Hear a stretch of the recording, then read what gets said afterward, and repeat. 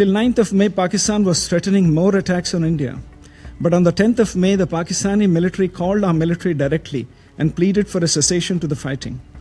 The destruction caused to multiple Pakistani air bases by the Indian operation, including images of destroyed runways and burnt-out hangars, are in the public domain. We have heard talk from the representative of Pakistan about the new normal. Let me reiterate again that terrorism can never be normalized as Pakistan wishes to do. It is not normal to tolerate Pakistan's continued use of terrorism as an instrument of state policy. This hallowed chamber cannot become a forum for Pakistan to legitimize terrorism. We will do whatever required to protect and ensure the safety and security of our citizens. Furthermore, Pakistan has no locus standi to comment on matters that are internal to India.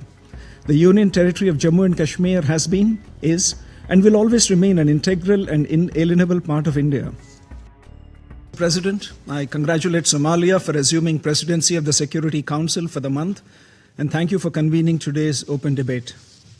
The theme of today's debate bears immense significance in the current context and the ongoing geopolitical developments. The rule of law is at the very heart of the core mandate of the United Nations Security Council, maintenance of international peace and security. It's critical to addressing conflicts and fostering trust among member states. The multilateralism of universal membership with the United Nations at its core is under strain.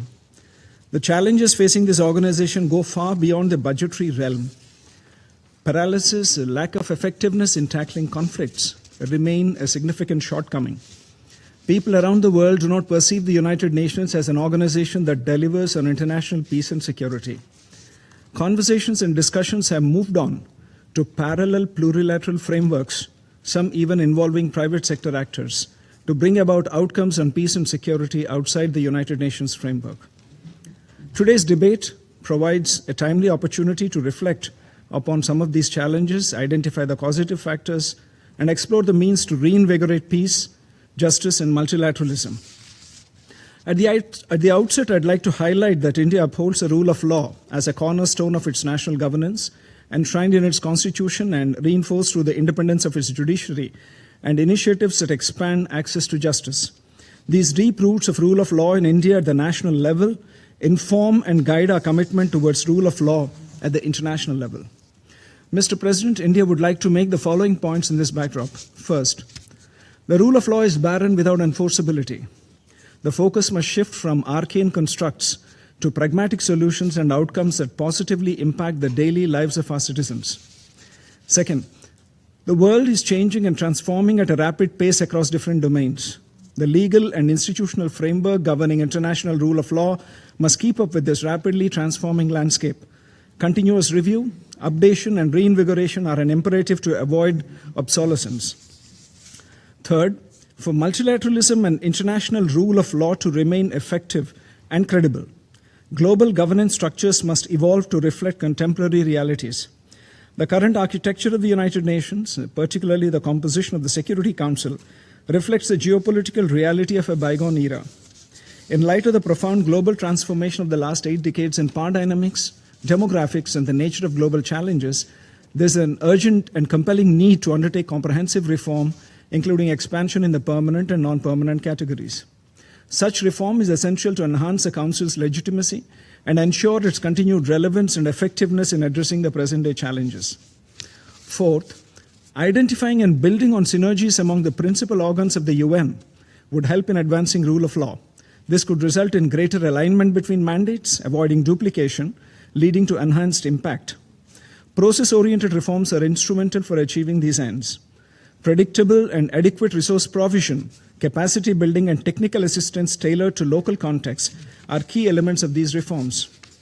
Fifth, international rule of law should not be weaponized to question state sovereignty and interfere in internal affairs of states. International law principles from the colonial era that helped in self-determination and emergence of new member states from colonial rule should not be weaponized to attack the unity and territorial integrity of states.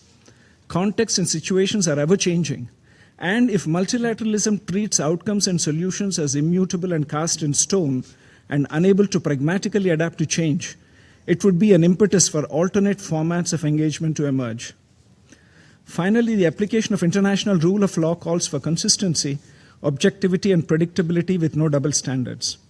Mr. President, I now respond to the comments of the representative of Pakistan, an elected member of the Security Council, which has a single-point agenda to harm my country and my people. He has advanced a false and self-serving account of Operation Sindur in May last year. The facts on this matter are clear. Pakistan-sponsored terrorists killed 26 innocent civilians in a brutal attack in Pahalgam in April 2025. This august body itself called for holding the perpetrators, organizers, financiers, and sponsors of this reprehensible act of terrorism accountable and brought to justice. That is exactly what we did.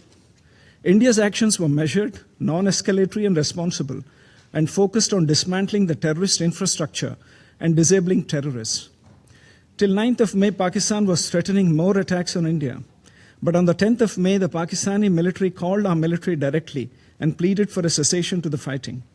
The destruction caused to multiple Pakistani air bases by the Indian operation, including images of destroyed runways and burnt-out hangars, are in the public domain. We have heard talk from the representative of Pakistan about the new normal. Let me reiterate again that terrorism can never be normalized as Pakistan wishes to do. It is not normal to tolerate Pakistan's continued use of terrorism as an instrument of state policy. This hallowed chamber cannot become a forum for Pakistan to legitimize terrorism. We will do whatever required to protect and ensure the safety and security of our citizens. Furthermore, Pakistan has no locus standi to comment on matters that are internal to India. The Union Territory of Jammu and Kashmir has been, is, and will always remain an integral and inalienable part of India.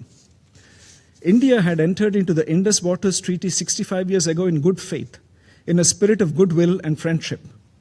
Throughout the 6.5 decades, Pakistan has violated the spirit of the treaty by inflicting 3 wars and thousands of terror attacks on India. Thousands of Indian lives have been lost in Pakistan-sponsored terror attacks. India was compelled to finally announce that the treaty will be held in abeyance until Pakistan, a global epicenter of terror, credibly and irrevocably ends its support for cross-border and all other forms of terrorism. Pakistan is well advised to introspect about the rule of law. It could start by asking itself how it has let its armed forces engineer a constitutional coup through the 27th Amendment and giving lifetime immunity to its Chief of Defense Forces.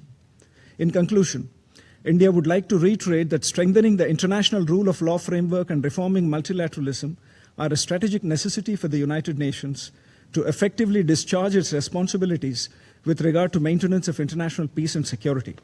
I thank you, Mr. President.